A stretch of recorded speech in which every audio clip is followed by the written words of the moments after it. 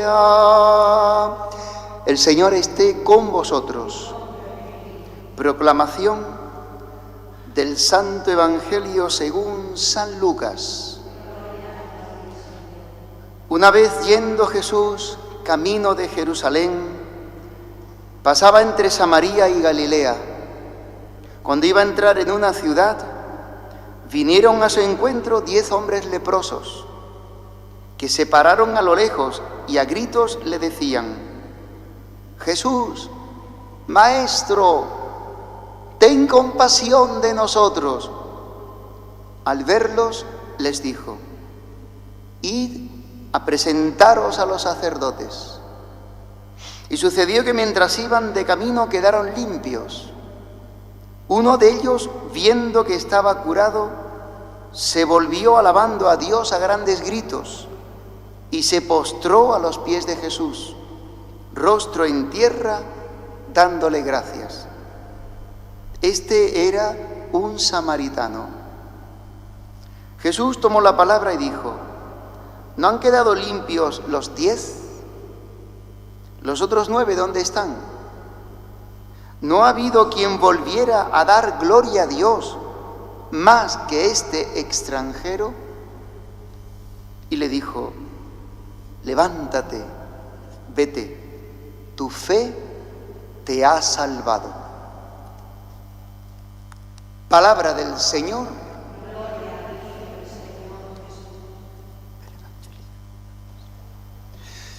Queridos hermanos, muy interesante este Evangelio, tiene muchos matices. Podríamos profundizar en cada uno de los aspectos, no al lugar, en una pequeña homilía diaria, pero sí darnos cuenta en este relato de algunas cosas que nos puedan ayudar hoy a la meditación de la palabra de Dios, a hacer silencio y oración dentro de nosotros, y que pueda ser para nosotros también esta palabra un encuentro curativo. Ayer hablábamos de la soberbia, que es contraria a la humildad, es todo lo contrario, está en el otro punto opuesto, que nos ensucia, que nos enfermiza la vida, que nos impide poder vivir con los demás bien, en relaciones buenas con los otros. Es una piedra en el zapato que impide unas buenas relaciones con Dios y con los otros, porque nos hace creer lo que no somos, nos saca de la realidad. Por eso decíamos que Jesucristo viene a curar, y la palabra de Dios tiene un carácter curativo, tiene el poder de curar el alma, el corazón del hombre.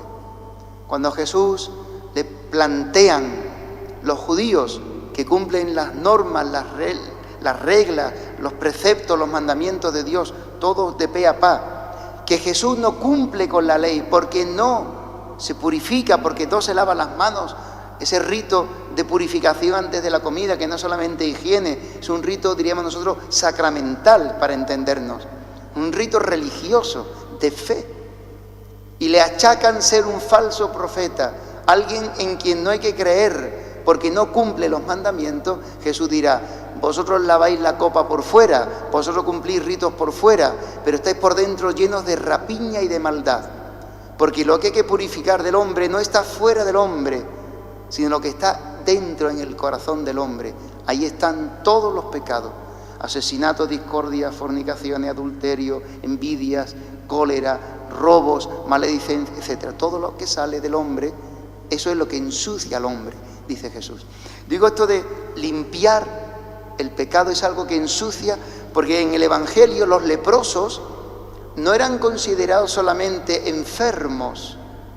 ¿Sabéis que la lepra, gracias a Dios, está curada? Ya va de paso.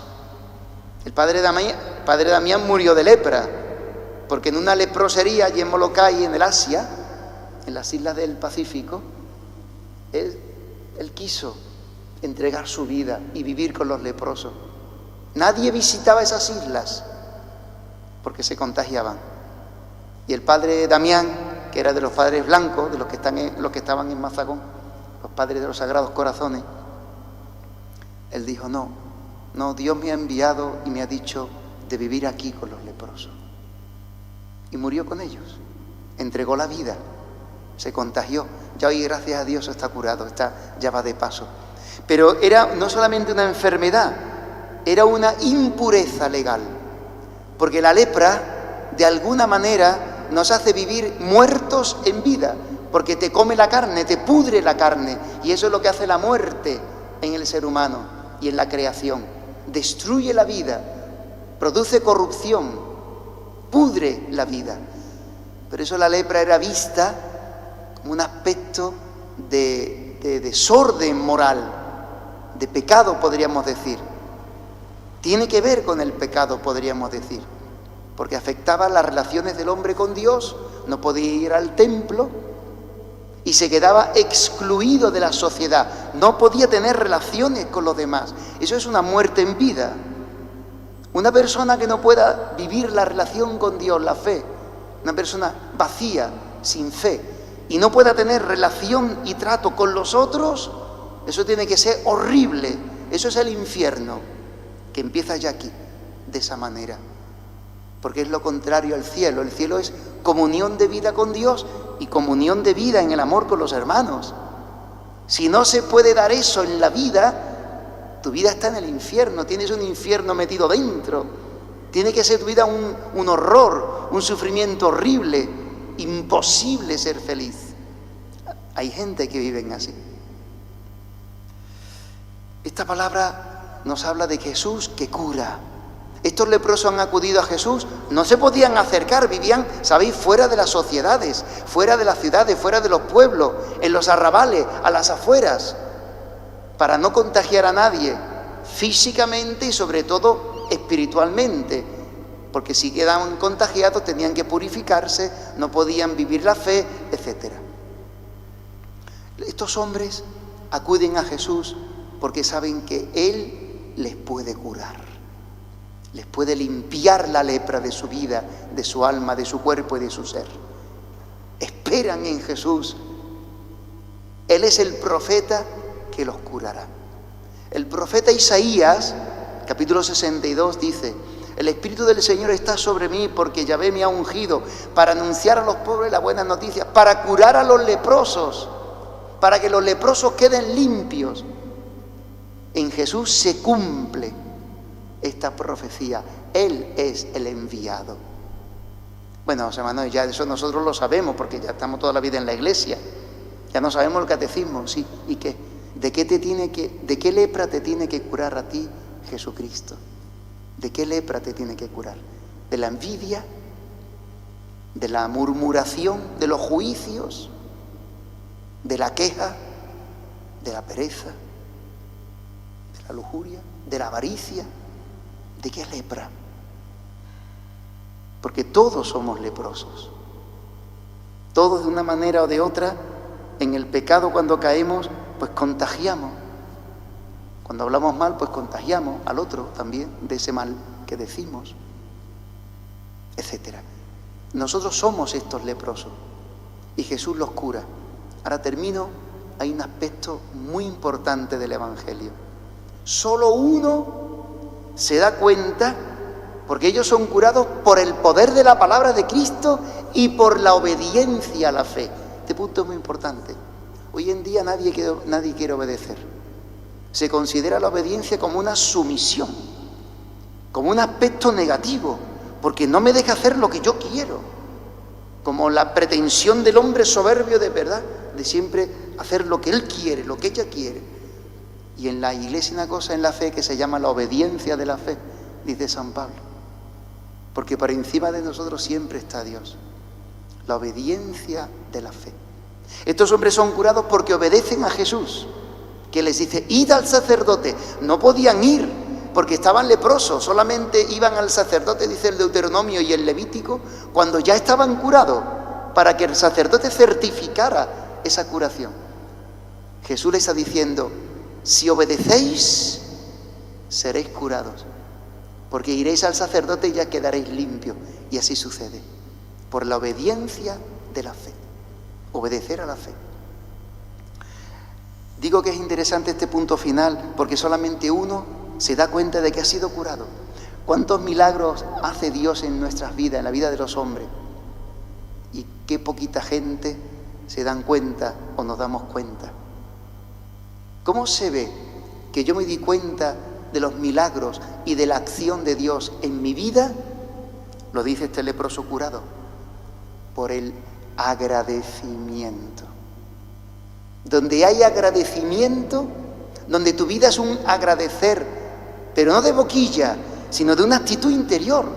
El Papa ha dado en la catequesis, lo veremos mañana si Dios quiere, sobre el Evangelii Gaudium, que es como su programa de evangelización, la alegría de la fe, y habla de esto. Lo primero de todo cuando se escucha el Evangelio, que es una buena noticia, es que produce en el que lo acoge alegría del amor que Dios me tiene. Pues este hombre es agradecido de corazón, se acerca a Jesús para darle las gracias y lo adora porque se postra como es Dios, el Hijo de Dios. Acción de gracias, adoración de Dios en nuestras vidas, para después ser enviados a que los hombres también se acerquen a Él, sean curados. No olvidemos ni nos engañemos, todos somos leprosos, de un modo, de un pecado o de otro, todos, de las rivalidades, siempre discutiendo, ese mal carácter. Ahí hay unos pecados dentro, de los que Dios tiene el deseo de curar para santificarnos. Pidámosle al Señor que el ejemplo de este testimonio y este relato nos haga mirar dentro de nosotros, Señor, ¿cuál es mi lepra? ¿Tú quieres curarme? ¿De qué me quieres tú curar, Señor? Por lo menos yo para obedecer a la palabra y poner de mi parte lo que me toque. Y una vez curado, pasar a la acción de gracias, al agradecimiento. No hay cristiano triste, o al menos amargado. Puede haber momentos de tristeza, pero actitud de tristeza, actitud de amargaero, actitud de rechinar los dientes, actitud de quejarse, eso no es cristiano. Porque ¿dónde está el amor de Dios en tu vida? No se ve. Y la gente después lo ve. Agradecimiento. Que Dios nos conceda vivir así, en el agradecimiento. ¿Por qué? Porque será señal de que vivimos de la gracia. Gracia y agradecimiento viene de la misma palabra, de la gracia. Si vivo en la gracia, todo es gracia, vivo en el agradecimiento. Pidámosle al Señor vivir así.